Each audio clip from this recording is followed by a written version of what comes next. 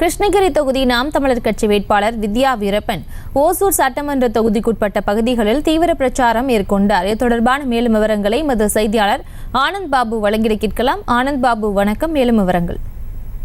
வணக்கம் பிரியங்கா. நாடாளுமன்ற தேர்தலுக்கான பிரச்சாரங்கள் தமிழகத்தில் சூடுபிடிக்க தொடங்கியுள்ள நிலையில் கிருஷ்ணகிரி நாடாளுமன்ற தொகுதியும் நட்சத்திர வேட்பாளர் தொகுதியாக மாறி இருக்கிறது. வீரப்பனுடைய மகள் வித்யாராணி வீரப்பன் அவர்கள் நாம் தமிழர் கட்சி சார்பாக கிருஷ்ணகிரி நாடாளுமன்ற தொகுதியில் போட்டியிட்டிருக்கிறார். அவர் தீவிரமாக வாக்கு சேகரிப்பில் ஈடுபட்டு வருகிறார். வீரப்பனின் மகள் என்பதற்காகவும் பாஜகவிலிருந்து விலகி நாம் தமிழர் கட்சியில் இணைந்த பிறகு வேட்பாளராக களமிறங்கப்பட்டுள்ள நிலையில் அனைவரின் பேசுபொருளாகவும் அனைவரும் கண்காணிக்கக்கூடிய பகுதியாக கிருஷ்ணகிரி நாடாளுமன்ற தொகுதி மாறி இருக்கிறது.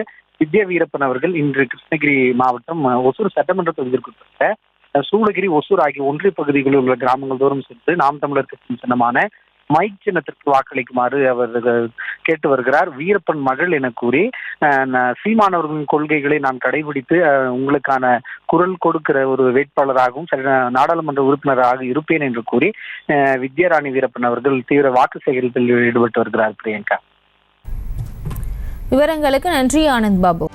செய்திகளை உடனுக்குடனும் துல்லியமாகவும் தெரிந்து கொள்ள சப்ஸ்கிரைப் பண்ணுங்க.